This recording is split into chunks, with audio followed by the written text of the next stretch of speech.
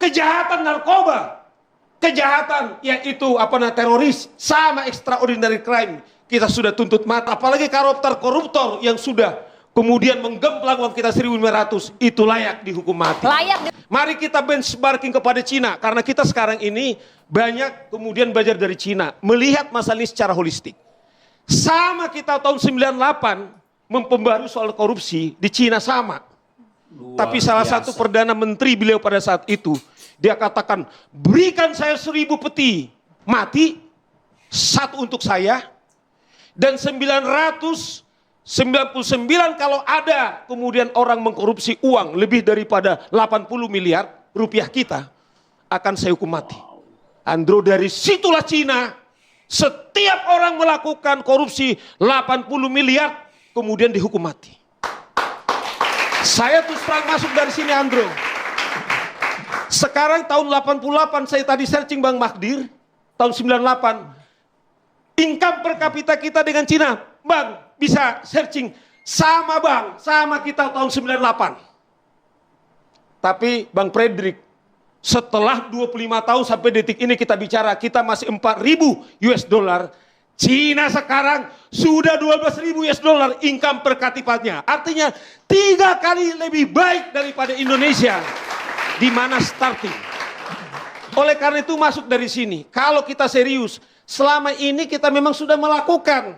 Ada pepatah Afrika mengatakan, kalau kita melakukan hal yang sama berulang-ulang, mengharapkan hasil yang berbeda, itu insanity. Bahasa Jawanya adalah, itu orang gila Bang Patrio.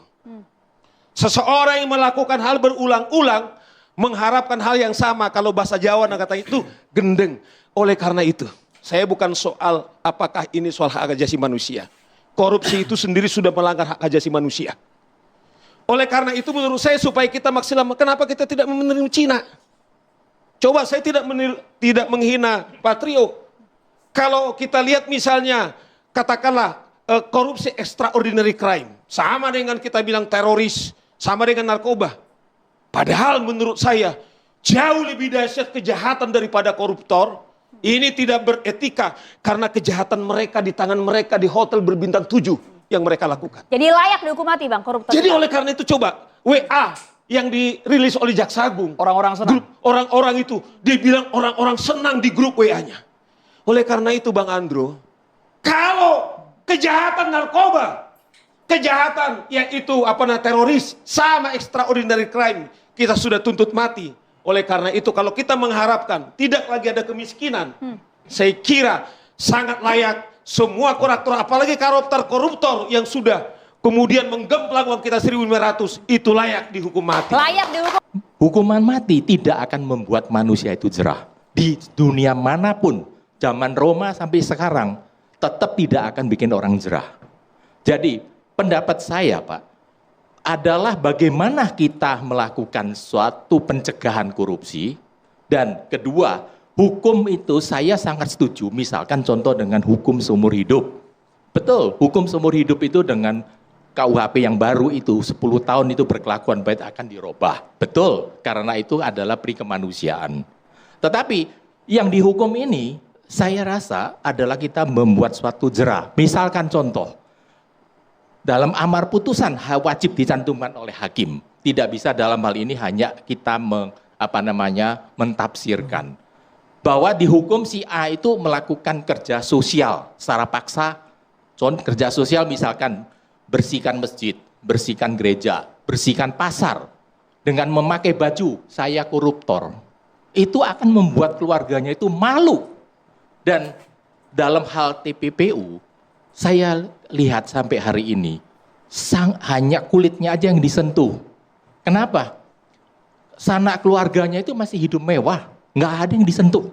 Koruptor-koruptor. Tapi rasanya para pelaku koruptor nggak ada lagi yang punya rasa malu, Pak. Karena berulang. Ya, karena ini Pak, mereka itu tidak ada rasa malu karena mereka itu mendapat suatu keistimewaan. Jadi seperti contoh keluarganya nggak disentuh, kan gitu kan Pak? Sanak keluarganya nggak disentuh. Dengan kepintarannya Pak, harta saya bisa saya pakai nama ABCD Pak, nggak akan dilacak Pak, aliran uangnya. Tapi sebetulnya ABCD ini tanya, loh kamu ini petani kok bisa punya tanah segini banyak dari mana? Akan kelacak. Tetapi penyidik dalam hal ini kemungkinan dengan landasan hukum kita itu pembuktian kembali itu kan belum ada atau belum dalam hal ini terang-terangan bisa diterapkan. Akibatnya apa? Jadi banyak yang lolos.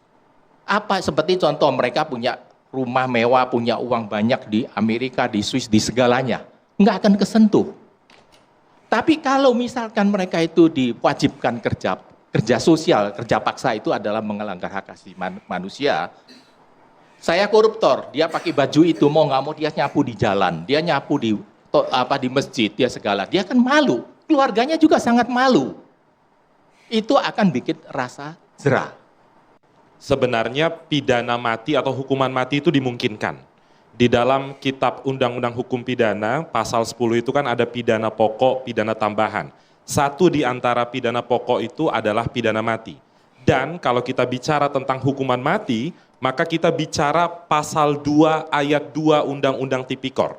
Di sana disebutkan secara spesifik, seseorang dapat dikenakan pidana mati dalam keadaan tertentu.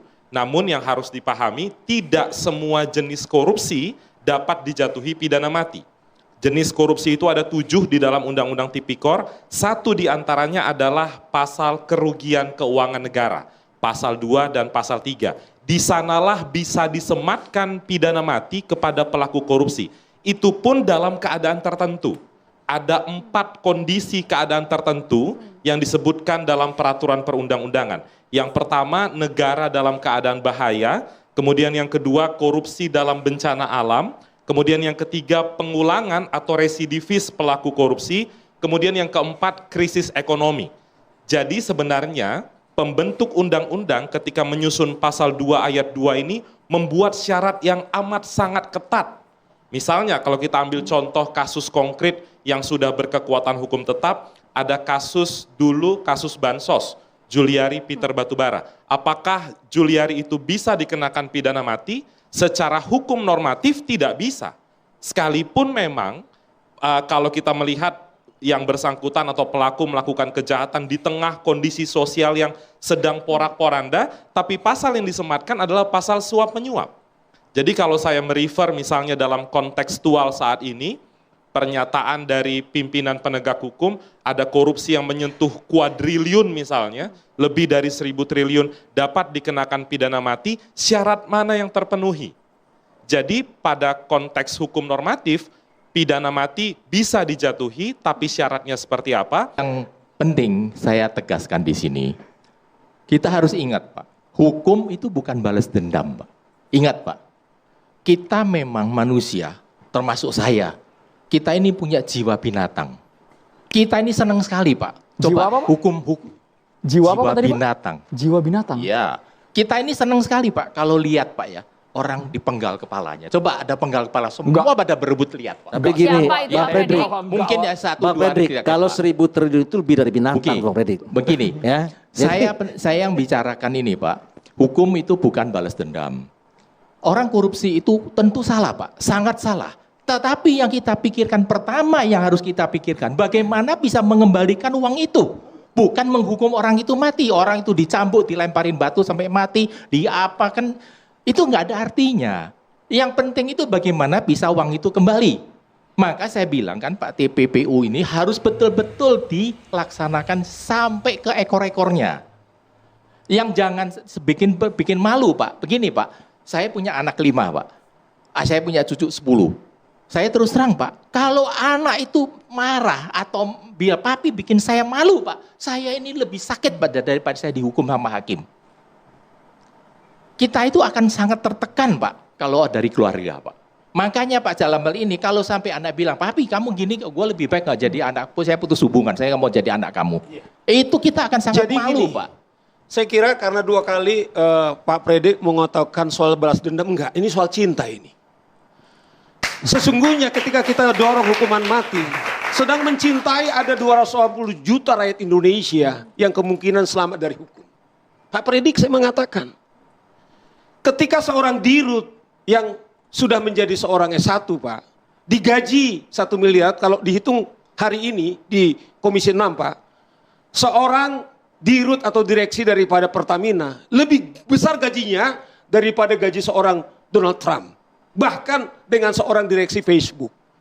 4 miliar mereka rata-rata kalau ditotalkan dengan tantiam yang mereka dapatkan. Pak Fredrik, tentu mereka tahu apa risikonya, Pak. Kalau dia senang ke dirinya, senang kepada keluarganya, kepada seluruh Indonesia supaya jangan mobilnya rusak. Saya kira dia tidak akan berani untuk melakukan korupsi. Jadi kalau kita dorong untuk hukuman mati, lebih pada menghargai kehidupan. Kalau Pak Fredrik mengatakan misalnya, terus terang, saya disclaimer. Ketika dia kemudian curhat karena Pak Fredrik pernah merasakan kemudian ada sesuatu yang beban. Dasar itulah deterrent effect ini kita dorong sehingga setiap warga Indonesia tidak akan mengakhiri karirnya kemudian seperti yang sekarang ini.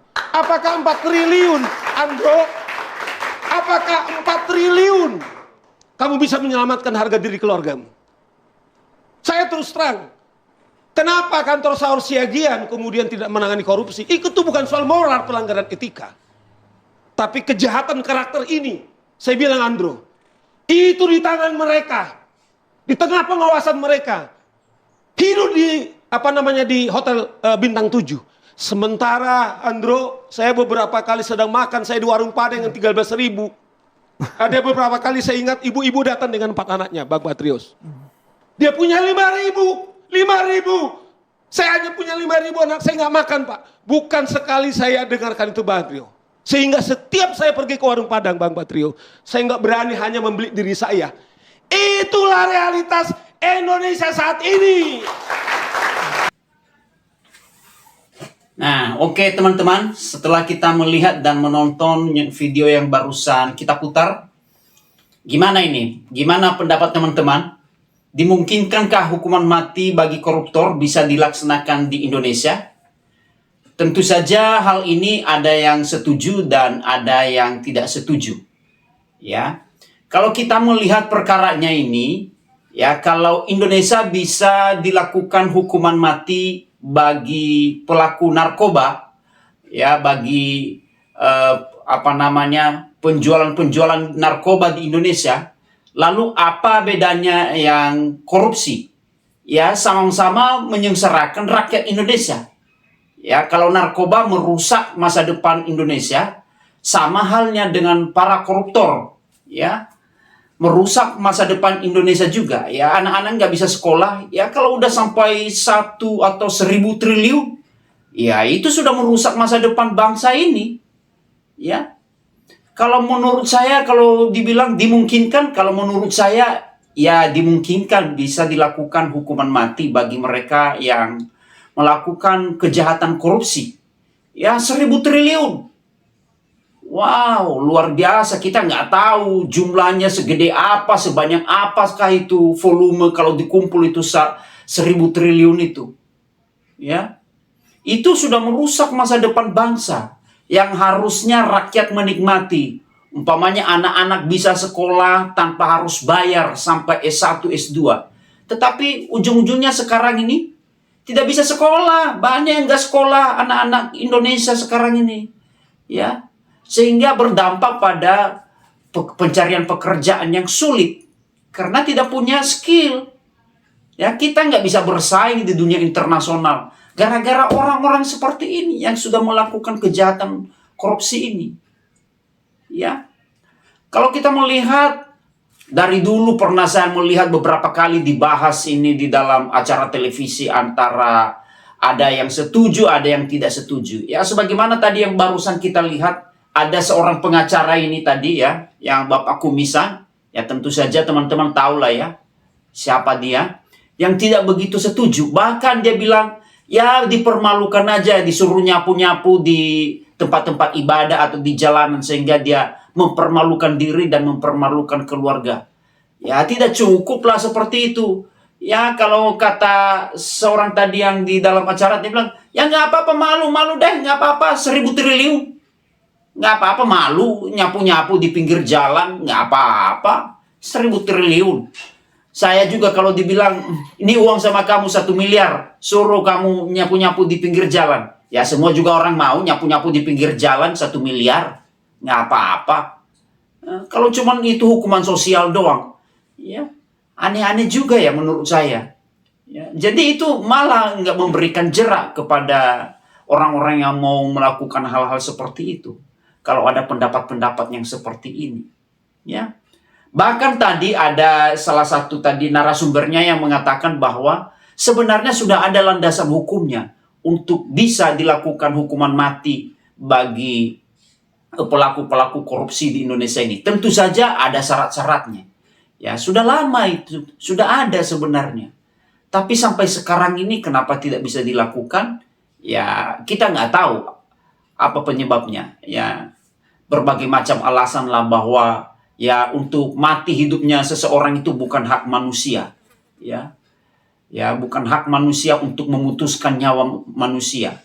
Ya, tapi dia berani memutuskan nyawa jutaan orang, ratusan juta orang di Indonesia ini.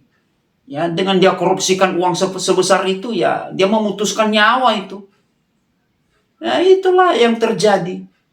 Ya, makanya Indonesia ini nggak maju karena terjadi korupsi yang seperti ini.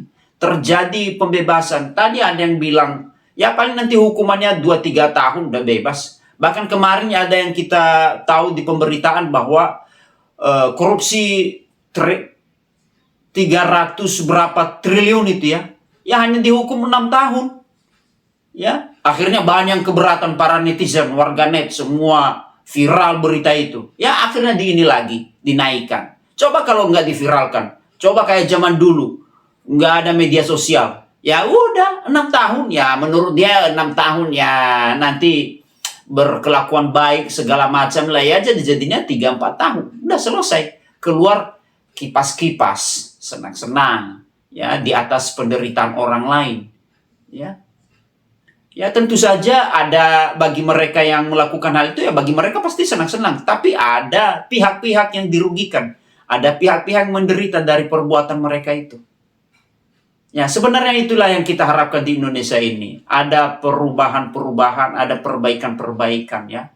Walaupun tadi di salah satu sisi Bapak mengatakan, Bapak itu tadi mengatakan bahwa ya tetap aja ada korupsi di Cina. Ya walaupun sudah dilakukan hukuman mati. Tapi minimal ya, dengan kita melihat ada hukuman mati di negara Cina, tapi kenaikan per kapita mereka itu naik begitu tajam ya. Ya padahal dulu sama-sama ekonominya dengan Indonesia. Ya, tapi kenaikan ekonomi mereka itu naik begitu melonjak. Apa penyebabnya? Karena ada payung hukum yang jelas ya bagi negaranya. Sehingga para investor berani masuk ke situ. Ya kalau di Indonesia bahkan investor yang sudah ada pada kabur. Karena nggak ada payung hukum yang jelas untuk melindungi perusahaan-perusahaan tersebut. Ya pada kabur lah. Ya. Jadi itu yang kita harapkan. Ada payung hukum yang jelas di Indonesia ini. Supaya bangsa ini benar-benar bisa dipercaya di dunia internasional. Para investor dari luar berani masuk. Ya aman, mereka nyaman di negara ini. Ya itulah yang kita harapkan kepada Pak Presiden sekarang ini. Supaya hal-hal yang sifatnya hukum benar-benar jelas. Ya, jelas, aman, nyaman negara ini. Oke teman-teman, demikianlah dari saya. Dan jikalau teman-teman punya pendapat atau tanggapan yang lain, tuliskan di kolom di bawah ini sebagai bahan diskusi kita bersama lewat channel ini. Dan jangan lupa like, comment, share, dan subscribe. Jikalau ada salah-salah kata, mohon dimaafkan. Sampai jumpa di video-video berikutnya. Terima kasih.